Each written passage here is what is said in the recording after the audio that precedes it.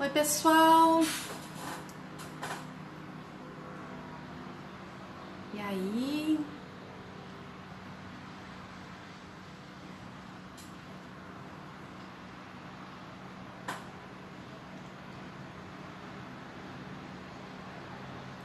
Olá, Ana Caroline, Duda, Letícia, Thaís.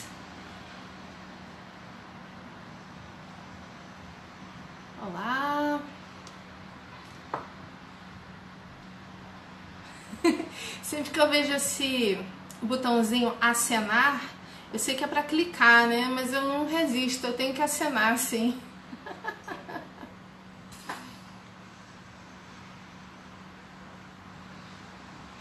Boa noite, Sara. Oi, Rebeca, Caroline. Olá, tudo bem? Então, parece que esse horário é bom pra vocês, né? 10 horas da noite. Muita gente trabalhando até essa hora. Como é que é isso? Vocês todas dormem tarde? Todos dormem tarde? Olá, Weasley. Que bacana. Gente, eu vou aproveitar para mostrar para vocês. Deixa eu só tirar um negocinho da frente. A minha vista de quando eu trabalho aqui na sala. Eu só trabalho aqui na sala quando tá mais fresquinho, né? E aí, olha só o que eu tenho bem na minha frente. Esses dois quadros da minha mãe, que eu sou apaixonada. Eu amo trabalhar olhando para eles, podendo ter a beleza da arte ao meu alcance. Beijo para Campina Grande, vou estar aí, hein? Vou estar aí junto com Augustus para o lançamento do livro dele, Pela Vida Nova. Qual assunto vai ser tratado hoje? E aí, qual é o assunto que vai ser tratado hoje? Tem gente que está entrando de surpresa, sem saber muito bem do que se trata. Bom, então eu vou dizer. Hoje vai ser tratado um assunto que interessa homens e mulheres. Eu não vou falar da beleza feminina. Eu vou falar da beleza num sentido mais amplo, a beleza da linguagem bíblica. Certo? Foi um resultado de enquete que eu fiz. Eu pedi para vocês escolherem. Vocês escolheram beleza feminina. E eu disse que quem escolhesse a beleza da linguagem da Bíblia não ia ficar decepcionado, porque eu ia fazer depois. Na verdade, deu um resultado bem assim, quase empatado. Então, se vocês quiserem, na parte das perguntas, pode entrar tudo. Não precisa ser só perguntas sobre o nosso assunto de hoje, tá? Então, sobre feminilidade, sobre beleza, né? Maquiagem, roupas, essas coisas todas que eu venho falando dentro do conteúdo conteúdo de consultoria. Vocês podem perguntar depois, então não tem essa não. Agora, hoje o assunto ele é bem grandinho, eu vou tentar ser sucinta para dar mais tempo para as perguntas. Esse assunto é maravilhoso, gente. E por que ele tem a ver com a beleza feminina também? Na verdade, ele tem a ver com todo tipo de beleza. Quando você entende que a própria palavra de Deus, ou seja, a palavra inspirada de Deus, a Bíblia, na própria Bíblia, que Deus inspirou a homens para escreverem todos esses livros com as suas variedades de estilos, linguagens, épocas, culturas, personalidades. E ele faz isso com beleza, com momentos de rara beleza. Dentro de todos os livros, você pensa, esse é um Deus que valoriza a beleza. Eu tenho falado muito aqui sobre a questão da criação, a criação de Deus como atestando o quanto Deus ama a beleza, porque Ele criou a beleza, Ele criou as cores, as formas, as combinações entre elas. Como eu já disse aqui, ninguém olha para uma paisagem natural e diz: eu acho que esse azul do céu não combina muito bem com esse verdinho da grama aqui do lado. Ninguém faz isso.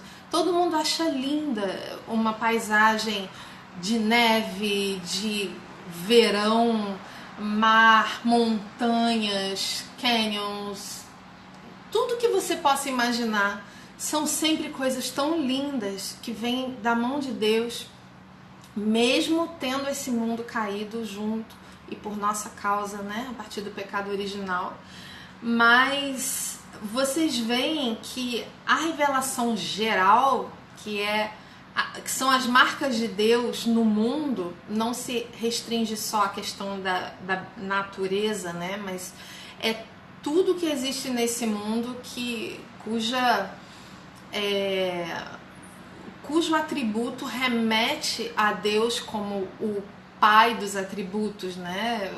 A própria inteligência humana, tudo que é bom nesse mundo remete a Ele, faz parte da revelação geral.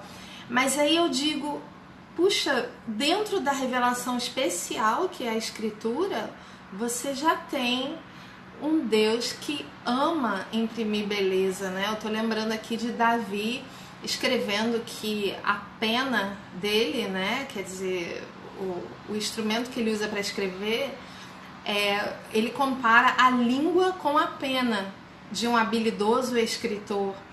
Ele cantava músicas para Deus, e essas músicas são os salmos. Nós perdemos a melodia, mas nós temos as letras, e hoje nós lemos as letras como verdadeiros poemas. Eles têm um ritmo, eles têm uma beleza. O ritmo se perdeu um pouco na tradução, porque é difícil traduzir e privilegiar o conteúdo, deixando também o ritmo. Mas essencialmente está lá a beleza das associações, das imagens, da linguagem. Então, eu queria trazer para vocês, para introduzir isso aqui, uma citação do Greg Allison. É um livro que vai sair pela editora Vida Nova, chamado, eu não sei qual vai ser ainda o título em português, mas traduzindo são 50 verdades principais da fé cristã. E ele é muito bom porque ele é como se fosse uma teologia bem básica, cada capítulo falando de pontos importantes da teologia. E eu vou ler esse trechinho para vocês porque fala exatamente do quanto a Bíblia traz pra gente essa variedade que é bela e ao mesmo tempo que forma uma unidade. Olha só. A rica variedade de gêneros bíblicos, narrativas, profecias, poemas, leis, provérbios, apocalipses, cartas e evangelhos, essa rica variedade traz profundidade e amplitude à revelação divina. A igreja deve apreciar essa maravilhosa diversidade da escrita bíblica, que tem como objetivo estimular nossa mente, nosso coração, nossas emoções, nossas motivações, nossa vontade, ou seja, todos os aspectos do nosso ser.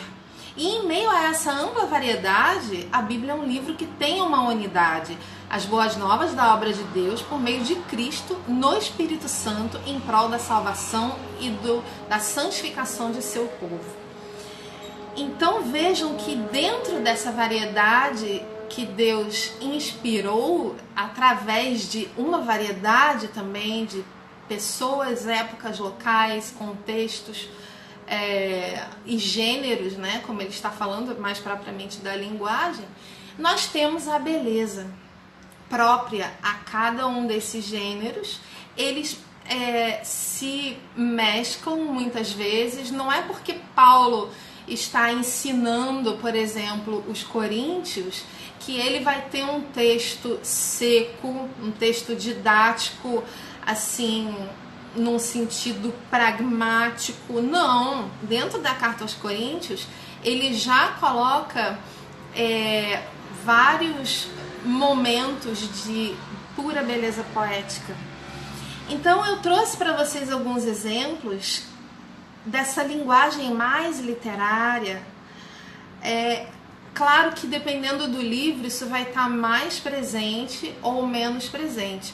O livro do Greg Allison é pela editora Vida Nova. Então, por exemplo, eu peguei esse trecho aqui de Eclesiastes que fala justamente da beleza que Deus imprimiu, né, na criação. Olha só. Tudo fez Deus formoso em seu devido tempo, que inclusive é até a camisa que eu vim hoje. Também pôs a eternidade no coração do homem, sem que este possa descobrir as obras que Deus fez desde o princípio do mundo, desde o princípio até o fim. Isso é lindíssimo. Eclesiastes 3, versículo 11, é um modo muito poético de dizer que Deus fez toda essa beleza, toda essa variedade, essa riqueza, as obras desde o princípio até o fim, e ao mesmo tempo ele colocou a eternidade no coração do homem, esse anseio por eternidade, e nunca o coração de nenhum homem vai conseguir esgotar as belezas da criação de Deus, as belezas da mente de Deus, as belezas da inteligência que existe por trás de cada pequeno ou grande aspecto deste mundo. Nunca ninguém vai conseguir esgotar isso sem que este possa descobrir as obras que Deus fez. Não, é inesgotável, é maravilhoso. Então a gente lê isso e a nossa única resposta tem que ser um uau, isso tudo é lindo. A beleza, o fato dele ter escrito formoso, tudo fez Deus formoso. A nossa resposta adequada é uau, o maravilhamento, a alegria de ver que as coisas fazem sentido, as coisas se encaixam, as coisas são belas nesse sentido da harmonia, e o homem nunca vai conseguir dar conta. Ele olha e ele só consegue ver uma parte, né? Por mais que a ciência se desenvolva, parece que quanto mais a ciência se desenvolve, mais tem coisas a serem descobertas. Todo cientista tem essa sensação de que tem mais, tem mais, tem mais, sempre vai ter mais. E isso estou falando só da ciência. Quando a gente pensa ainda na psicologia, né, nas profundidades da alma humana, quando a gente pensa na própria arte, imagina quantos formatos ainda, quantos gêneros, quantas coisas ainda estão para serem criadas pelo homem. É tanta coisa que nós só podemos nos maravilhar quando nós pensamos que tudo isso são as obras que Deus fez, tudo que Ele colocou no mundo para nós descobrirmos. E isso é só Eclesiastes. Bom, os Salmos de Davi, como eu falei, cada um deles é um poema, é uma letra de música que a gente lê hoje como poema. Tem um trechinho que eu sou apaixonada porque eu acho muito rica a imagem. É do Salmo 73, o versículo 6. Quando Davi olha para os arrogantes e perversos e diz assim que a soberba os cinge como um colar e a violência os envolve como um manto. Essa imagem me impressionou muito a primeira vez que eu li, eu era nova convertida, porque a Bíblia está dizendo que para essas pessoas soberbas e arrogantes, a violência, aquilo que faz com que elas se sintam superiores a todo mundo, ele diz antes, né, que olha para eles e parece que eles não têm falha nenhuma, parece que eles são perfeitos, porque eles se colocam assim no mundo. E para eles isso é um enfeite, é uma coisa bonita. E essa é a nossa tristeza, né? Que apesar de toda a beleza que Deus colocou no mundo e toda a beleza que é também atributo de Deus, nós pecamos contra Ele e nós distorcemos a própria noção de beleza, a visão da beleza, nós distorcemos a beleza. Então nós fazemos essa coisa absurda que é nos enfeitar de pecado. Nós ostentamos como se fossem bonitas, como se fossem coisas que vão nos tornar mais bonitos, coisas que na verdade Deus reprova, como a soberba e a violência. E isso é tão verdadeiro em tantos aspectos, não é? Do coração do homem. Então, nós fizemos isso e nós distorcemos a beleza. Se a beleza ela é quebrada e ela é divorciada da verdadeira sabedoria, da verdadeira riqueza que está em Deus, o que acontece? Ela se degrada, ela mesma se destrói. Nós não estamos mais nos relacionando com a verdadeira beleza.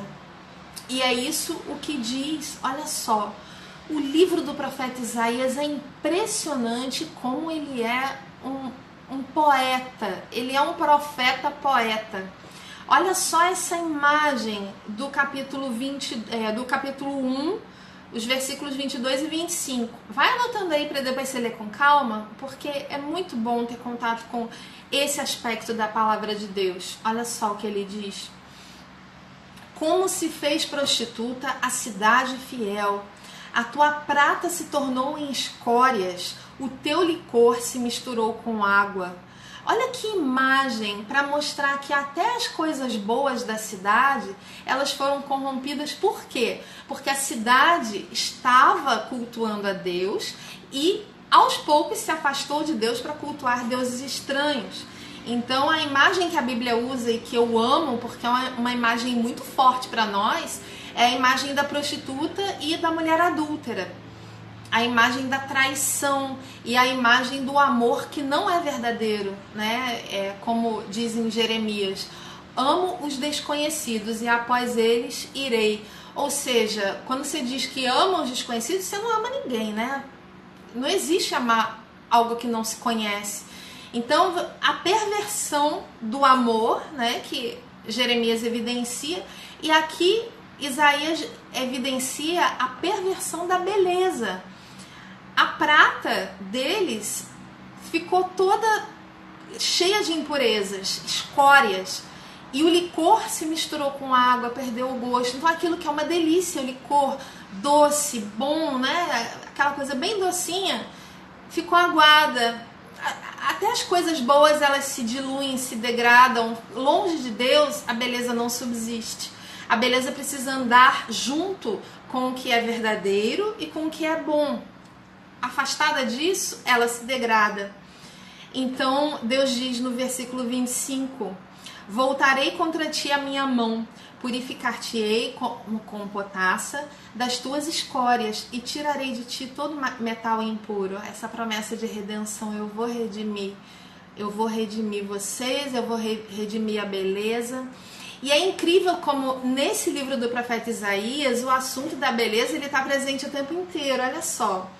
Logo no primeiro capítulo também, Deus diz, não posso suportar iniquidade associada a ajuntamento solene. O ajuntamento solene tinha toda aquela pompa, circunstância, os rituais, toda aquela coisa harmônica funcionando, que quem olhasse exteriormente diria, ótimo, tá tudo ótimo, o culto está funcionando dentro dos conformes, isso é belo, isso tem a sua ordem, está tudo ordenado. Mas aí Deus diz que não, tem iniquidade associada, tá impuro, tá junto com o mal. Esse povo me louva da boca para fora, mas no coração eles estão contra mim. Então toda essa ideia, porque o pecado ele faz essa cisão entre aparência e essência. E se a gente não tiver cuidado, às vezes e isso é muito importante também para o conteúdo da consultoria, viu? Se a gente não tiver cuidado, a gente entra nessa separação, nesse divórcio entre aparência e essência. E o que a gente faz? Não, agora que eu sou cristão, eu preciso ser do partido da essência.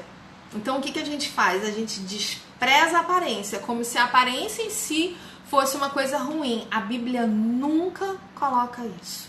A Bíblia coloca que a aparência ruim é a aparência divorciada da verdade e do bem. Certo? Então é isso. iniquidade associada a ajuntamento solene era uma coisa que Deus não podia suportar, porque tinha lá toda a forma da santidade, as regras exteriores, mas o coração podre. Era a mesma coisa que Jesus reprovou nos fariseus, né? E depois, olha só como Deus odeia a beleza divorciada da verdade e do bem. O dia do Senhor dos Exércitos será contra todos os navios de Tarsis e contra tudo o que é belo à vista.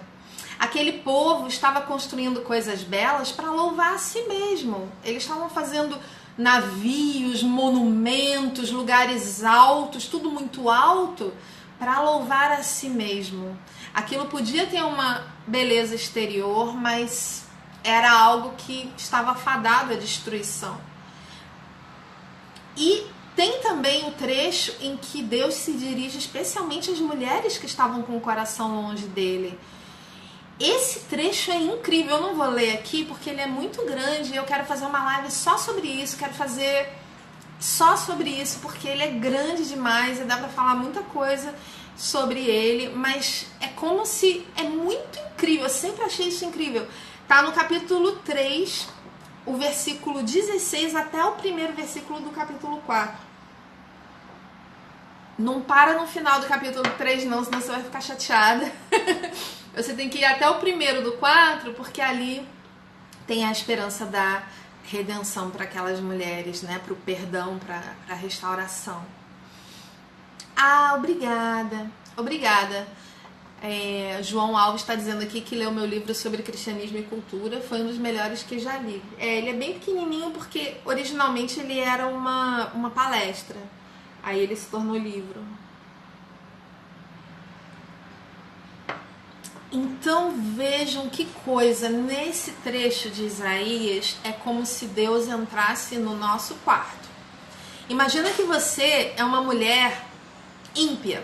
Imagina que você faz parte do povo de Israel, mas você adora tudo quanto é Deus. Você não está nem aí para o Deus verdadeiro, o Deus dos seus pais, dos seus avós, que fez grandes coisas, que libertou do Egito, que fez maravilhas. Você fechou o coração para ele, você está lá adorando outros deuses, vivendo a sua vida como, tipo, o seu coração entronizado em si mesma. E aí Deus entra no seu quarto e começa a falar: olha só, eu vou tirar de você todos os seus batons da MAC, eu vou tirar de você todas as suas pulseiras de prata, tudo que você tiver de ouro, eu vou tirar brinquinho, pulseirinha. É muito impressionante. Ele entra no quarto dessas mulheres, praticamente, e ele vai descrevendo tudo que elas usavam, e ele diz: eu vou tirar. Por que ele vai tirar? Porque eram mulheres que sabiam quem era Deus, mas tinham se afastado dele, e elas continuavam querendo ficar bonitas e aparentar uma beleza somente exterior. O coração delas estava longe de Deus, estava traindo o Deus verdadeiro. Então ele age dessa forma, ele anuncia o juízo de um modo que mostra de forma fantástica o quanto ele conhece o universo feminino. E isso, para quem não está na situação dessas mulheres, mas está no Deus verdadeiro, é lindo, porque Deus conhece tudo que eu tenho. Ele sabe o meu amor por essa cor aqui que está na minha cartela. Ele sabe do meu amor pelos anéis com pedrinhas. Ó, eu adoro anéis com pedras. Ele sabe, e se eu estou nele, ele quer que eu seja bela para a glória dele. Ele quer que eu entenda o que é isso. O que é ser bela para a glória dele? Então, vejam como a questão ela é vista de um modo completamente diferente quando você está em Deus. Você pode e deve expressar uma beleza que vem dele, porque você sabe que vem dele e você adora a ele e você acredita a ele a sua beleza interior e exterior. E a exterior, na verdade, é como se fosse um sinal que chama, né? As pessoas olham para você, vem uma imagem bela, coesa, harmoniosa, e isso fala do seu coração que está se tornando belo, coeso e harmonioso pela ação do Espírito Santo. Então vejam como é diferente, totalmente diferente. Ó, eu falei que eu não ia falar, já estou falando bastante desse trecho, mas vamos lá. Olha só que lindo, no capítulo, ó, logo depois desse trecho sobre essas coisinhas das mulheres, coisinhas de toucador, como se dizia antigamente, o profeta diz assim: naquele dia o renovo do Senhor será de beleza e de glória, e o fruto da terra, orgulho e adorno para os de Israel que forem salvos. Olha que coisa maravilhosa, gente. O renovo do Senhor será de beleza e de glória. Olha aí, a beleza restaurada, por quê? Porque a beleza dele em primeiro lugar, a beleza junto com a santidade, junto com a verdade, junto com a pureza de Deus. Beleza e glória, isso vai brilhar do modo certo, não vai brilhar com soberba, com violência, o homem afastado de Deus, irado contra o seu próximo, não. Vai brilhar como reflexo do caráter do Senhor e o fruto da terra, ou seja, tudo aquilo que os homens plantam e também, por que não, tudo aquilo que os homens fazem, porque o plantio, né, a gente pode estender, por exemplo, a palavra cultura, ela originalmente vem do cultivo, né?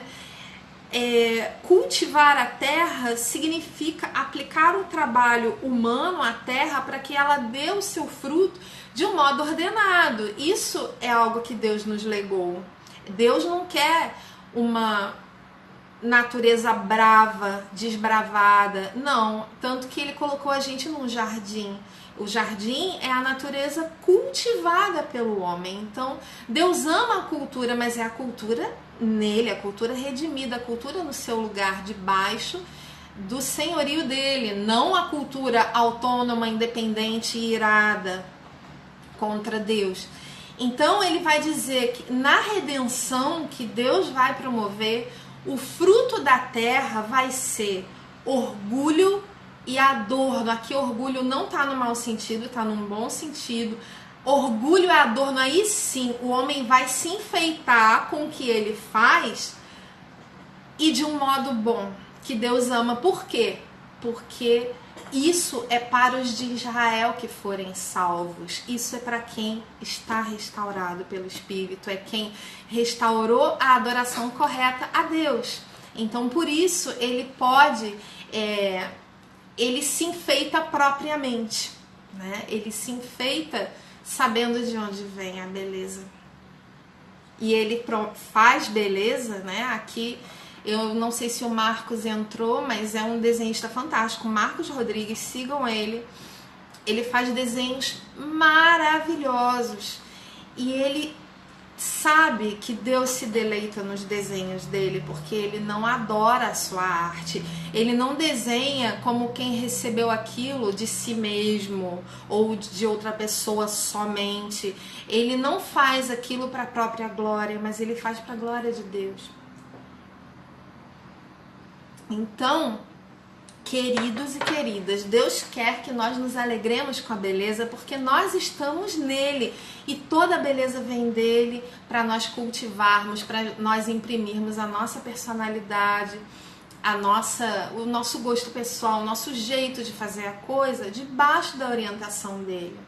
E isso está na Bíblia, e isso é dito também de um modo belo, porque os personagens da Bíblia, quer dizer, as pessoas que escreveram a Bíblia fizeram isso, elas escreveram com arte, elas escreveram com cuidado. E aí é muito interessante que no Novo Testamento você tem Pedro citando quem? Isaías. Ele certamente aprendeu com Isaías a escrever bonito, escrever de um modo poético, alusões, simbolismos, coerência literária. Então, quando Jesus vira para Pedro e faz esse jogo de palavras literário, tu és Pedro, quando Pedro responde corretamente a pergunta dele: quem vocês dizem que eu sou? E Pedro responde: tu és o Cristo, Filho do Deus vivo. E Jesus dá sua aprovação a Pedro, né, que não foi carne e sangue que lhe revelou essa verdade, mas sim o Espírito de Deus. Então ele diz: tu és Pedro, e sobre esta pedra edificarei a minha igreja. Ou seja, a minha igreja será feita de homens e mulheres que compreenderam, que receberam de Deus a revelação de quem eu sou, né? De quem Cristo é. E isso é maravilhoso. Quando Jesus falou isso para Pedro, eu imagino que começou todo um processo, né, na cabeça de Pedro. Começaram lá o tico, o teco, começou ali o ou, como assim, tu és Pedro? E aí, na carta dele, ele vai dizer, ele vai elaborar toda uma argumentação em cima disso. Eu esqueci de colocar aqui o versículo certinho, mas eu acho que é 1 Pedro 2. Então aqui ele trabalha aquilo que ele recebeu de Jesus. Jesus deu para ele uma chave na linguagem, né? Uma chave de linguagem para Pedro guardar no coração e entender melhor a igreja e entregar isso para a igreja de forma que eu, hoje, no século 21, eu receba isso. Isso me emociona, gente. Isso é simplesmente maravilhoso. Ou seja, tantos e tantos e tantos cristãos desde essa época, desde o primeiro leitor dessa carta até hoje, nós que estamos aqui, nós podemos olhar para essa imagem, pedras vivas, pessoas que são pedras. Essa é a verdadeira igreja. Cada uma delas tendo recebido do Espírito Santo essa capacidade completamente espiritual, não natural, de dizer: tu és o Cristo, Filho do Deus vivo, tu és Deus. Dizer isso para Jesus, né? Então Pedro diz, olha, que o próprio Cristo é a primeira pedra, né? Que a Bíblia chama de pedra angular, a pedra que vive rejeitada pelos homens, mas para com Deus eleita e preciosa. Isso é uma citação de Isaías, não é incrível? Isaías 28:16. Então Pedro aprendeu com ele a fazer essas correlações que são literárias. Isso é linguagem literária. A literatura ajuda você a ler melhor a Bíblia, porque a Bíblia tem literatura, a Bíblia é literatura em grande, enorme medida. Isso ajuda você a entender realidades espirituais que de outra forma são muito difíceis de entender de um modo puramente lógico, racional. É impossível de entender. Então ele diz para os leitores dele: também vós mesmos, como pedras que vivem, sois edificados, casa espiritual. Vocês estão ali, vocês estão nessa construção enorme feita por Deus para ser de sacerdócio santo, a fim de oferecer de sacrifícios espirituais agradáveis a Deus por intermédio de Jesus Cristo. É uma atualização da ideia do templo.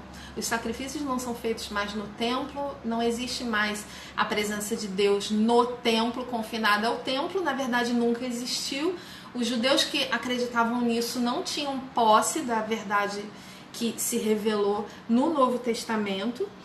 E essa presença agora está em cada um de nós, como pedras desse edifício vivo. Isso é maravilhoso. E ele vai até lá ao meio do capítulo trabalhando a metáfora da pedra.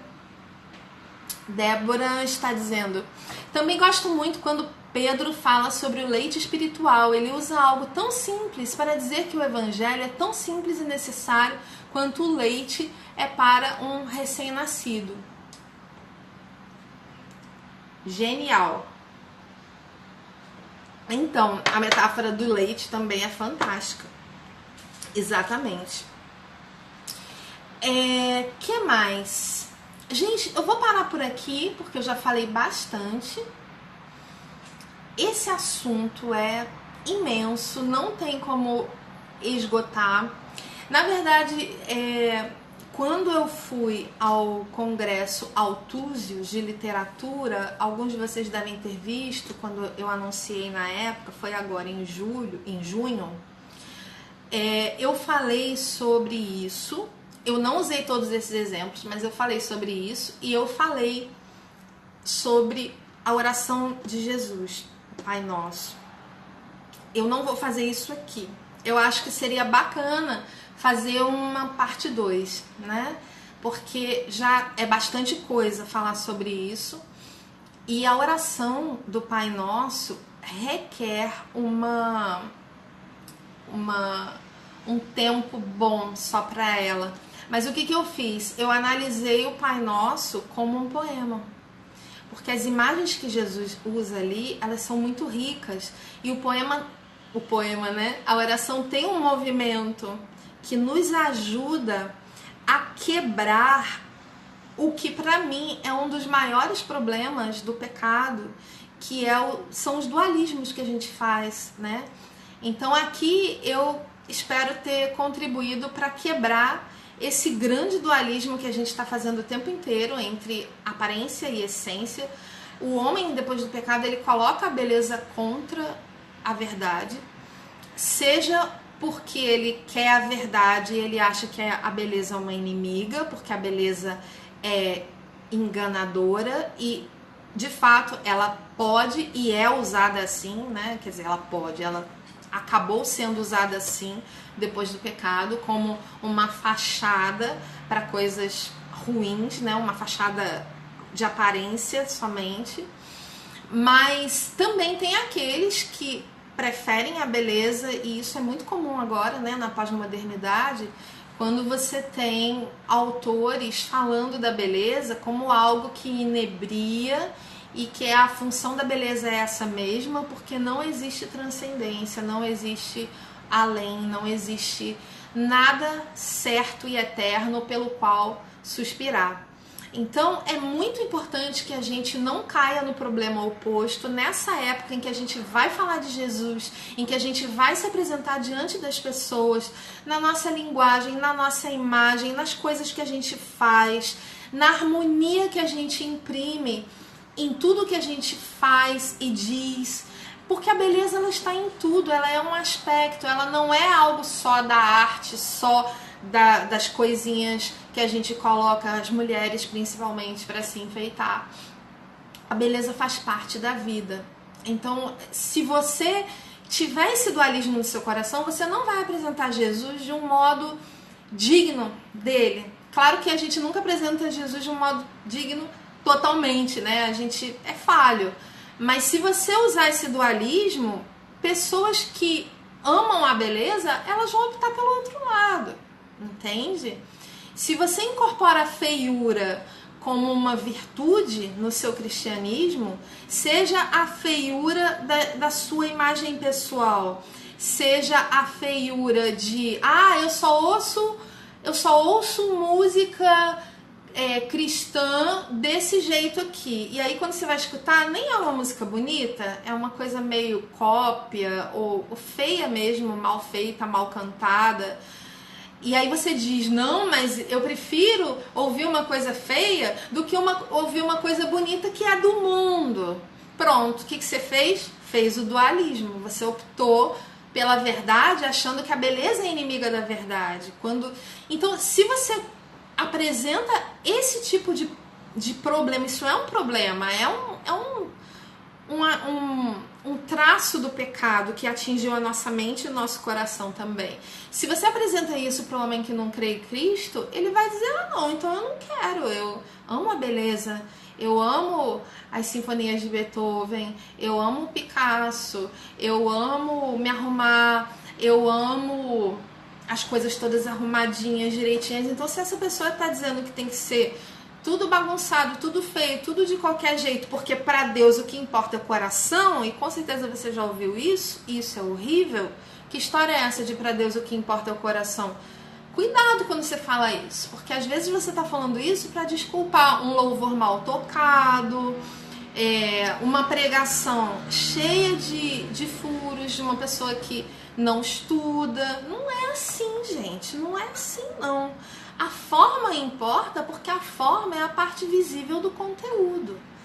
A beleza, ela corresponde à beleza da mensagem, e nosso Deus é belo. E se a gente não pode querer menos que isso, senão a gente vai estar comunicando errado o Deus que é o autor de toda a beleza, certo? Então pronto, é isso que eu queria trazer para vocês hoje. Eu já estou um pouquinho cansada, minha garganta, eu não dormi muito bem essa noite, mas eu tinha que vir falar essas coisas que são tão preciosas para mim. E nós temos aí uns 20 minutinhos só de perguntas. Vamos lá. Qualquer coisa. Até tipo, sei lá, não, o que é esse quadro aqui atrás? Qualquer coisa, vai lá. Pode perguntar.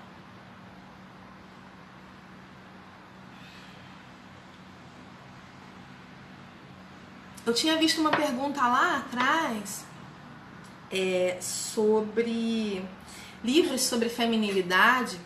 Eu gosto muito de indicar os livros da Carolyn McCulley. Muito, porque ela é essa pessoa bastante equilibrada, a meu ver. Ela não faz esses dualismos, sabe? Vamos lá. O que você acha sobre a arte pós-moderna? Ah, então. Aí alguém poderia dizer assim, tá, então vamos lá. Existe uma beleza desconectada da verdade no mundo? Existe? Existe. Ok, isso significa que a coisa vai ser feia? Não. Isso significa que a gente não pode aproveitar nada daquilo? Também não significa. Mesmo uma pessoa que não crê em Deus, que não tem ideia de quem é Deus, que está com o coração totalmente voltado para si mesmo, que tem aquela ira que todos os homens têm, que não conhecem a Deus verdadeiramente. Nós temos a ira que vem do pecado original, ira contra Deus, ira contra o mundo.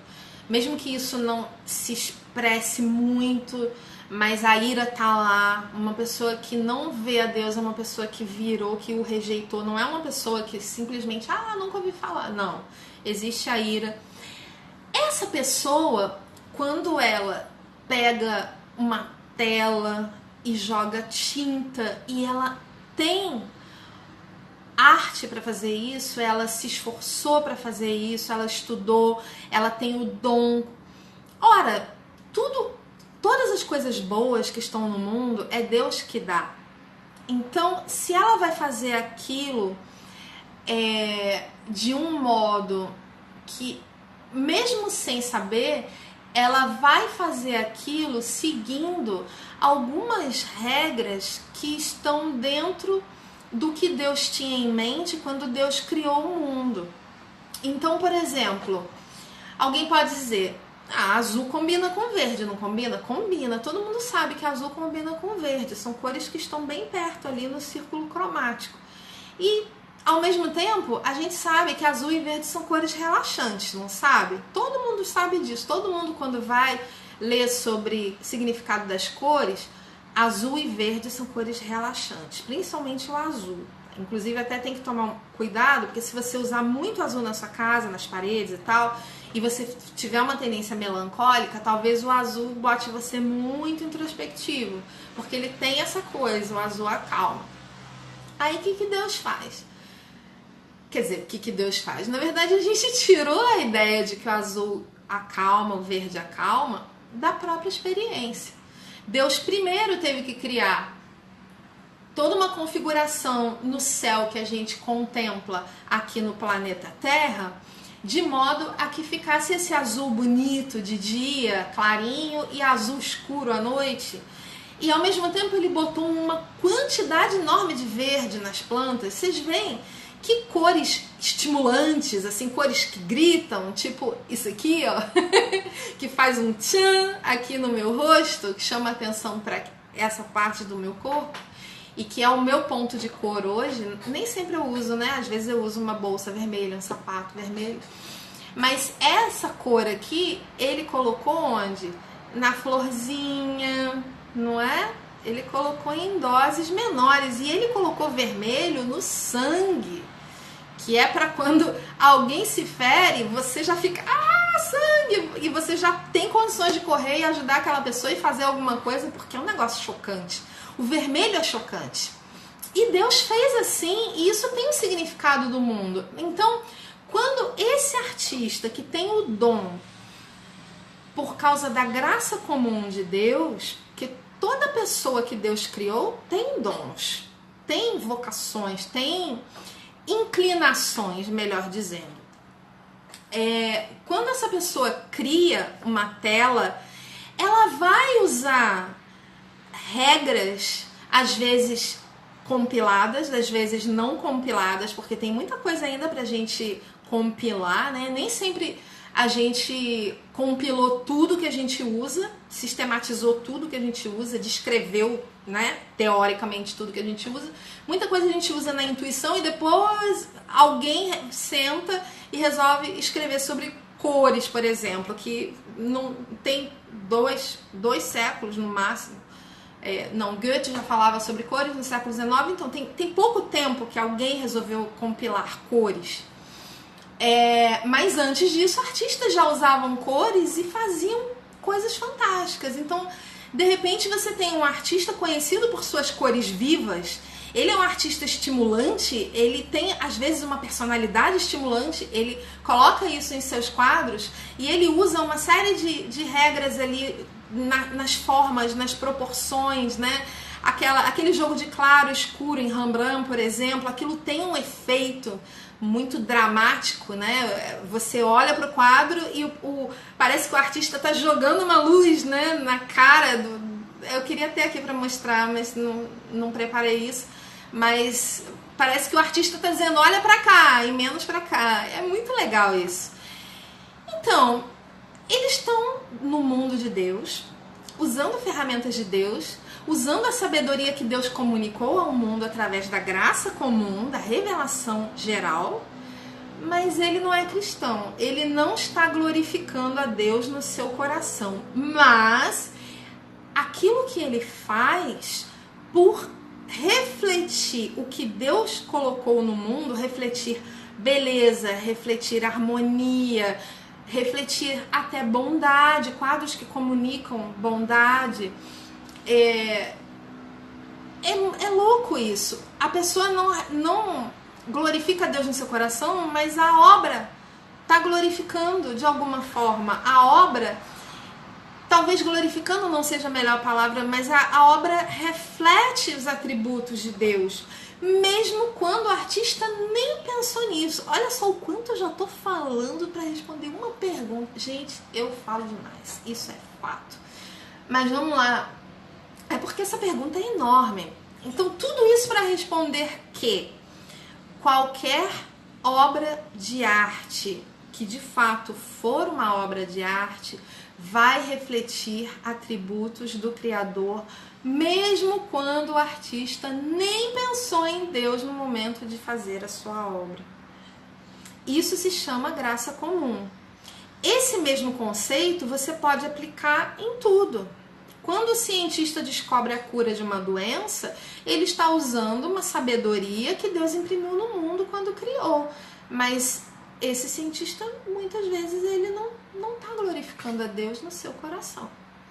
Então, nesse sentido, nós cristãos, nós temos esse imenso privilégio de captar o real sentido de todas as coisas boas que são feitas neste mundo, que existem neste mundo, porque a gente sabe que elas refletem o Criador, e não só elas refletem, mas elas apontam para o Criador. Tudo que é belo aponta para a beleza de Deus, tudo que é bom aponta para a bondade de Deus, tudo que é variado, criativo, tudo aponta para todos esses atributos de Deus. Então, sim, o cristão pode e deve fruir de obras de arte que não foram feitas por pessoas cristãs, na medida em que essas obras refletem coisas boas, ou muitas vezes essas obras vão fazer algo que muitas vezes não vai ser agradável para a gente, mas vai ser instrutivo, porque são obras que vão mostrar o mundo sem Deus, as últimas consequências de um coração sem Deus.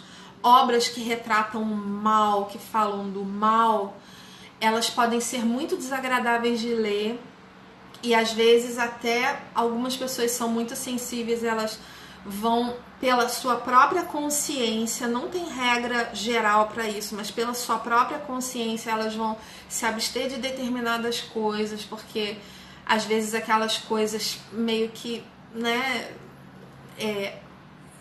elas acabam influenciando o coração de um modo que não é muito bom. Mas mesmo quando uma pessoa que nem pensa em Deus, nem quer glorificar Deus, não quer saber de Deus, escreve coisas mais, essas coisas mais, quando elas são feitas, né? Aí eu já tô falando da obra de arte, quando elas são feitas com harmonia artística, com a harmonia estética, de fato com um dom artístico, elas nos levam a pensar no coração sem Deus, né? No quanto esse mundo está perdido sem Deus e as consequências disso. Então elas são úteis nesse sentido. Ou seja, debaixo da orientação de Deus, nós de fato temos essa liberdade. É claro que tem determinadas coisas das quais a gente vai extrair muito pouco proveito, né? Eu penso, por exemplo, na pornografia, coisas assim que não tem nenhum proveito e que na verdade elas só fazem estimular em nós justamente esse dualismo, né? No caso da pornografia, estimulam em nós o sexo desconectado da alma. Então, de fato, isso é óbvio, né? Todo mundo sabe nas igrejas, ou deveriam saber, que não é pra gente entrar em contato com isso, mas obra de arte, se não ultrapassa essa fronteira e se não é aquela coisa muito violência pela violência, mas geralmente quando é assim, não é uma obra de arte boa, geralmente é só um artista que quer causar, que é uma coisa que acontece muito hoje. Nossa, eu tenho que fazer uma live só sobre isso, eu tenho muita coisa pra falar sobre isso também, sobre arte. Já falei muito sobre isso em palestras, mas tem mais para falar sobre isso. Então pronto, gente, eu acho que é incrível isso, né? Uma pessoa fez uma pergunta e eu gastei todo o tempo das perguntas para responder. I'm sorry.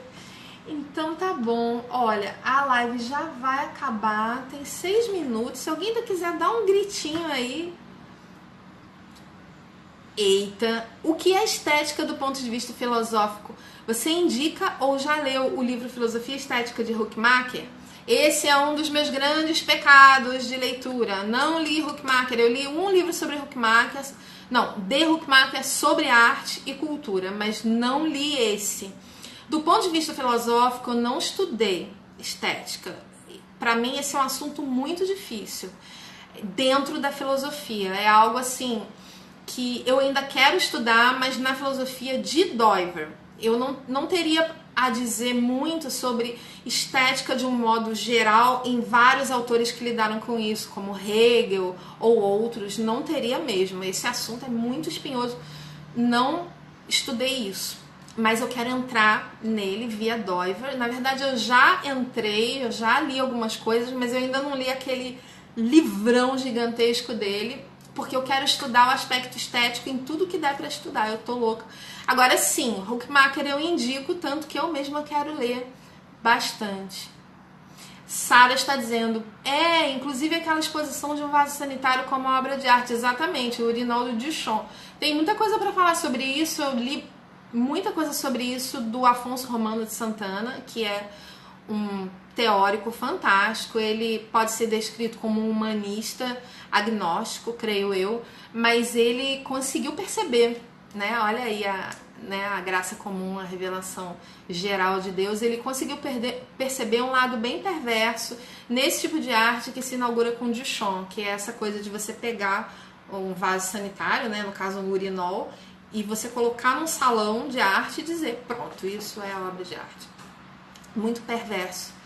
Então pronto, eu vou terminar aqui. Ai, gente, obrigada. Vocês têm aí adjetivos muito fofos pra mim. Muito obrigada.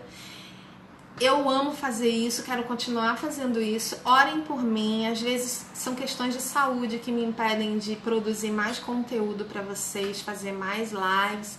Marcos está agradecendo por ter sido citado. Eu é que agradeço, Marcos, porque eu sou beneficiada com os desenhos que você posta na sua, né, no seu feed, e eu amo seus desenhos. Ó, sigam aí. Marcos Rodrigues, desenhista. Rodrigues com S no final. A coisa mais simples. Sigam, curtam, porque isso ajuda ele. Ele é um verdadeiro artista que precisa viver de sua arte, e os artistas no Brasil sabem como isso é difícil. Então pronto, muito obrigada. Ah, que lindo. Norma, você reflete a beleza de Cristo. Muito obrigada. Eu espero crescer cada vez mais nisso.